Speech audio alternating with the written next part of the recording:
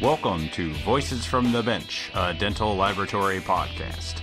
Send us an email at info@voicesfromthebench.com or look for us on Facebook at Voices from the Bench. Greetings and welcome to the first episode of Voices from the Bench.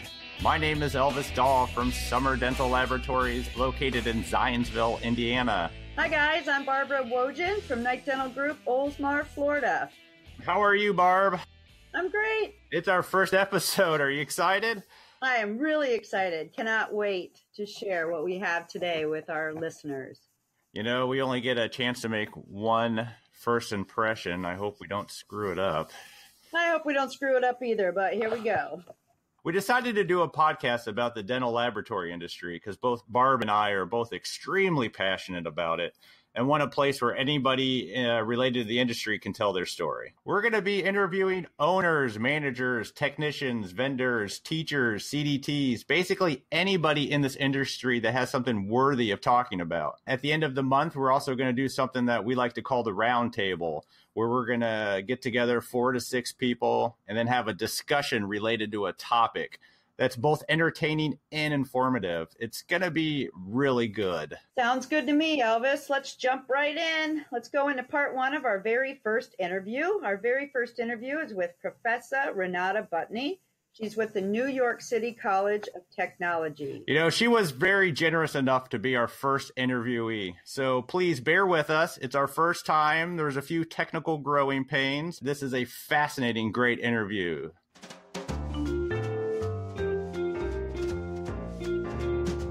Voices from the Bench.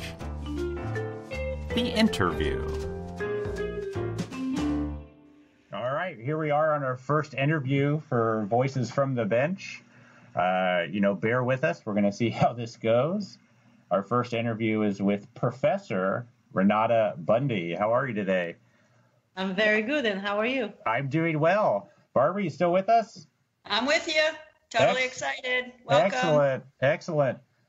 So, Renata, tell us about what you do.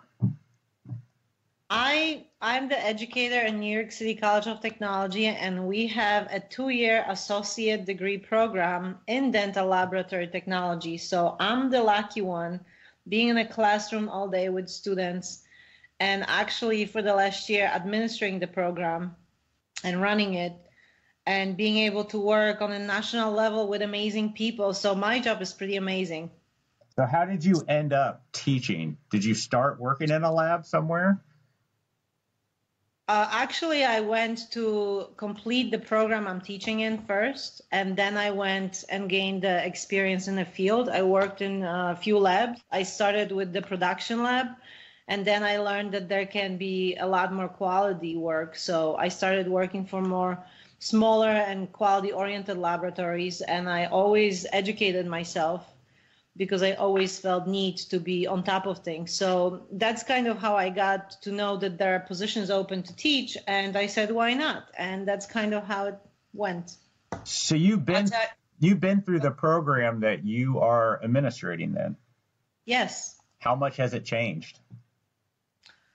You know, when I was in the program, we never had digital technologies for once. The program is still amazing. I mean, this program, when I went and took it, I immediately fell in love with the profession. And it wasn't just the work. It was also, the people in the profession that made me feel sort of at home and part of the dental family.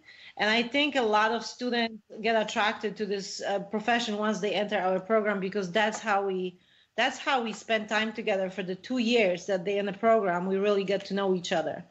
And so once they go out, and if they're willing to come out, like to Chicago or some other dental shows or meetings, they get to meet amazing people in our profession, and they feel that connection. And then on top of it, if they get to work with patients in dentist offices and see how much difference they make in a person's life, that is very rewarding as well. I can tell you for myself, when I visited college last November, how amazing your students were and how excited they were to meet Heather and I when we went there, and how many awesome questions that they asked us and how interested they were in all of the CAD CAM and the new materials. And when we went there as well, you guys were building a new building. Is that building ready to go yet? We were supposed to move in January. However, there's a little delay. It looks like we're going to be moving in June and July. So there is a slip of half a year, but the building, it's beautiful. It's modern. It's very efficiently built. The laboratories inside are just gorgeous. So we invite everybody to come and visit when we move, but we can't wait to be in a brand new building. And so can the students and the faculty. We're very excited. Yeah. Are they giving you a corner office in the new building? Yeah, we actually are. Instead of being in cubicles, we're gaining some offices for the faculty. So this is a huge improvement. Nice, nice. So how many people usually go through the program every year? Well, we usually enroll about 40 to 60 students. And there were years when we had more than 60 students.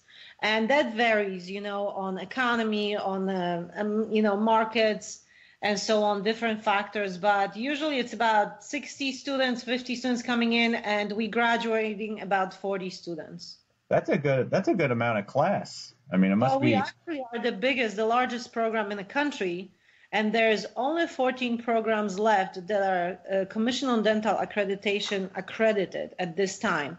So we've been consistently losing 1 to 2 programs a year for the past couple of years. And so far, we're trying to hold on and we're trying to be strong. And our program was the first program in the country, and it's still the largest in the country. And we're just trying to hold on and be there for our profession. So I've got a question regarding laboratories. Do you have any programs at the school where laboratories can contact you to get the students to go to work for them or to interview them before they graduate or right after they graduate? Oh, we have tremendous amount of connection with our industry. We have, we invite laboratories to come and actually tell the students what they can offer them. We had the lab from Pennsylvania come last semester. We had the program from Long Island. In a week, we're going to have another laboratory come from Long Island to just tell about the employment opportunities to our students. I just had somebody contacting me from Alaska, from national boards, looking for people to come to Alaska. We had people from all over the country contacting us for people. So right now we really are witnessing, we were predicting there's going to be shortage of technicians. Yeah. And when it comes to qualified technicians, it's really hitting the ceiling at this point. So why are there so little schools now if the demand is so high? Well, because first and foremost, these programs are very expensive to run. So not only they are expensive, but are also, it's hard to maintain them. So to open them, to maintain them, to keep them accredited, to comply with all the standards, and to find the faculty to teach. As the technologies are changing, we are facing it as well. And all the educators at the national conference in Chicago were also saying that in every year we have the same issue, finding proper people to teach with qualifications. So accreditation requires us to be the certified dental technicians and have proper degrees, but they don't specify it. However, when you work for the university, they require you to have minimum master degree or bachelor degree. And community colleges would be more of a bachelor degree level. So each institution has its own requirements, and it's mainly the degrees. As you know, in our field, you don't have to have any degrees to enter the profession. So finding people with proper degrees, proper credentials, it's really a struggle. And then another thing is succession plan. Once you have the program running, there's only 1 or 2 faculties, it's kind of hard to develop that continuation. Or even when you have more faculties, it's hard to develop continuation in the program that has to be worked into it.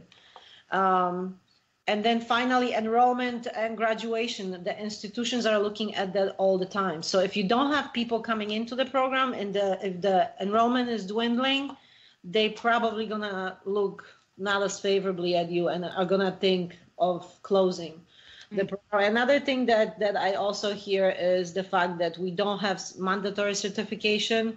So perhaps if we did, we would be full, just like hygiene or radiology in our school, where they have no problem filling the seats, because people, if they want to get into these professions, they have to go through the professional certification. And in our profession, you don't. So you can simply just walk off the street and get hired. Wow, interesting. Thank you. So I've got a question about adapting technology. How does the school adapt new technology with CAD/CAM? When I was there, there was a ton of computers, a lot of CAD CAM systems and design stations. So how do you guys go about getting those into the school? Do you have grants or anything that you have to apply for? Do you have money set aside for new technology and printing and all of that? What does that look like for the school? Well, part of it is grants, and another part is the institution has money put aside for capital improvements and for the capital purchases. So it depends, which pile of money this qualifies for. We might be able to get bigger machinery such as CAD/CAM or printers or mills or things like that. So it comes from different places. And also the industry is extremely helpful by providing either grants or donations.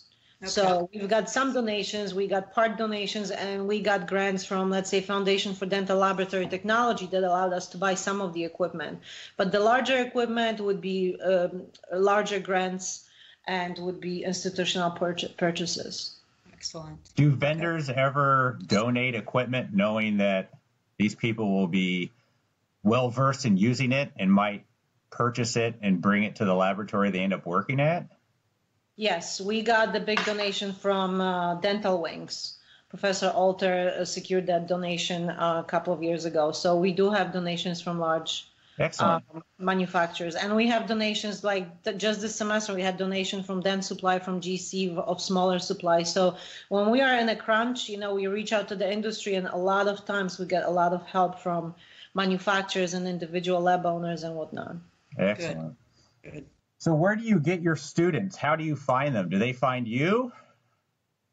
That's not always so easy. Within our college, we have a huge growth, and a lot of students might find out within the college. Some of them even walk through the hallways and find out about us. But some students are being fed from 3 high schools that are located in Brooklyn, Staten Island, and Manhattan, and they have dental or dental technology programs preparing students for dental professions. And so we have affiliations with those high schools, and there's always few students coming from there. Some of the students know they have a family member, a parent or an uncle, aunt who is associated with dental laboratory industry, and that's how they find out. Others, through the information on the internet. We have international students. So we have a lot of students coming from various places, and I get emails from Caribbean islands or Europe, asking for the program, what the requirements would be. Do you get a lot of people from out of state, or are they mostly all New Yorkers? Mostly New Yorkers, but we did have on occasion, we had people coming from Florida. We had a few students. How many graduates do you average in a year? I know you're the largest school, so like how many dental technicians are we talking? About 40. Wow, awesome. How many of them want to come work in Indiana? Or Florida, for that matter. Yeah. I mean, Florida is a bigger draw. Yeah. We do actually provide the service that we have their emails, and we send the email blast when we do get information about the offers in other states. So I think if you guys are interested, or anybody else is interested, our information is on the website under New York City College of Technology, and you can find Restorative Dentistry there and find my contact information or any other faculty that and you can send us information, and we're going to blast it to our current graduating students and to the alumni. And you never know who is looking, who is watching for change. We had students going to various labs all over the country. I'll tell you, from me, looking at my perspective down here in Florida, I mean, we're always looking for really good technicians. So if there's anything you and I know each other personally and professionally that we can do for you, to help you and to help the students, I'm completely open to it and would be flattered. So I'll do that. I'll see what we can do there. I don't know if they would be interested in going to Florida, but the more that we can do as an industry to place these students in really good laboratories and help them grow and use their knowledge that they learn, the better. Right. The problem with our students that we have the largest problem is for them to actually move out of the city. Yeah. We have so many labs here in Long Island and Westchester and New Jersey and Connecticut, Pennsylvania, the local places that I know that students can get by the train or other means of transportation. And they have a hard time, understanding that these are great opportunities, greater than even they can find in the city oftentimes, because sometimes the city gets saturated because we have more candidates for that reason for the city. Yeah, we talk about the schools and there being a lack of schools. In Florida, we had the Indian River College close a couple years ago. What is your feeling on why there's a lack of schools and why schools are shutting down? What is happening? I think that, like I mentioned before, the enrollment is a huge issue. The general public just doesn't know we exist. And if they don't know we exist, how would they know that they want to pursue dental technology? Like in Europe, everybody knows about dental technician, and they know that there is a educational system they have to go through to get to the profession. But in our profession, anybody can do it, and the salaries, frankly, were not that great. And it's a great thing to see. In Chicago, I got the report from National Association of Dental Laboratories, seeing that we are finally picking up, and actually the salaries went up 3.7% since last year, and the average salary now it's $43,500 a year. So I'm glad to see that rise, because it will definitely attract more people, and I think that digital technologies as well are going to become more attractive. And I just want to say that salary does very well in Indiana. I don't know about New York City, but you can live very comfortably on that in Indiana. So that's baseline for us. Even in New York City, because it's such a congestion, the salaries you would think would be much higher, but they're not really that much higher. So I think with the salary like this in New York and being in Indiana or Florida, you can definitely get a lot more for your buck moving to another state. And if only the graduates would understand that, I think they would be willing to open up to possibilities. Absolutely. How many people have graduated and moved on to become dentists? Is that a thing? Do they get attracted? We do have number of graduates that have gone that route. And we were just talking to educators this year in Chicago at the national meeting about maybe creating pathways to dentistry, because when I get my freshman students, I always say, so what's the plan? Why did you enter this field? And some of them would say, because I want to become a dentist, or because I want to become a lab owner or whatnot. So those, usually you get 2 or 3 students that think about dentistry, but frankly, we don't have a pathway for them to go. So they on their own trying to find that pathway, and either they end up in dentistry or not. Having that clear pathway, if you take these and these courses, it would be easier for you to get maybe to dental schools. And some of the programs like Pasadena or LA City College or Indiana are already, creating these pathways, and New York is looking into as well, to have just another track, like optional for students to take biology, chemistry, physics, higher levels of these courses to be able to qualify for, pre-dental education. And I think we might be able to gain more quality-oriented students and students who want to be in dentistry to see possibilities with dental technology, because more of them are probably going for dental hygiene than dental technology, not knowing that dental technology could also provide them with that pathway. Absolutely. I mean, I recommend anybody in the profession to know a lot more about the laboratory side. I mean, it can only make you a better dentist, I can only imagine. Right. That's what our graduates said who went for dental school, that being a graduate of dental technology program have helped them along the way in dental school. Was much easier, especially in the beginning for them, because they've already knew terminology and they knew how to make restorations. And some of them even joked that they were making money making dentures for other students because they had no clue how to do it. Oh. That could be the entrepreneurial part of it as well. Wow. How about the other way around? Anybody join your classes because they didn't do well in dentistry? Because we have the dental hygiene program in our school, we get a lot of students, if they can't get into that program. Sometimes we get students from radiologic technology. If they can get into those programs, they would come and they would take our programs, and they end up loving our program. the dentistry side, we get dentists from other countries that their degrees don't qualify them to be dentists in this country. So they end up coming to our school and going this route. Yeah, I think I met one of them at the CDT Fest out in Chicago. That's what I was going to ask about the CDT designation. So do you promote that with your students? Is it absolutely a pathway to get certified? Do they want to get certified? All right. Thanks for listening to the first part of Renata's interview. That was great. I learned a lot about what goes on in a dental technology school. How about you, Barb? Yes, I did. Actually, I actually visited Renata and took a look at her school and saw all the amazing students. However, I didn't get a chance to go to school. I learned over the bench, started really young, and my whole career was spent learning from all of the people around me. So you're very fortunate to go to school. I know. Can you imagine having the knowledge you gain from a accredited school before starting your career in the lab? I think that's a blessing to many, and I haven't hired a whole lot of people that have gone to school, but I wish that I could. I wish I had a school around us that I could pull from, because I think having 2 years of that knowledge already would actually put them in a very good position to excel pretty quickly in the laboratory.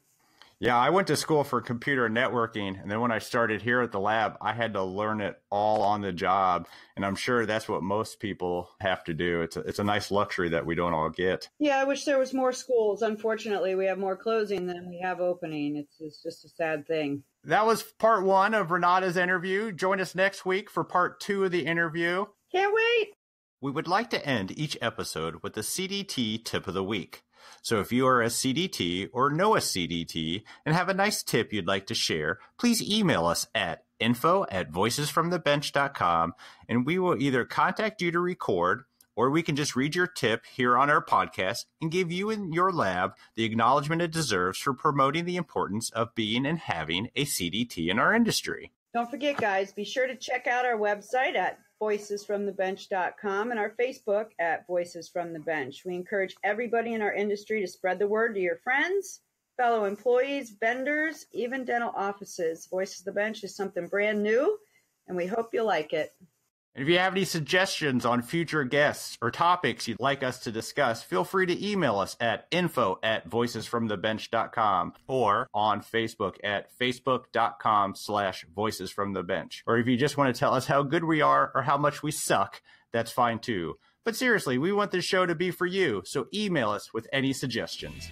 See you next week. Bye.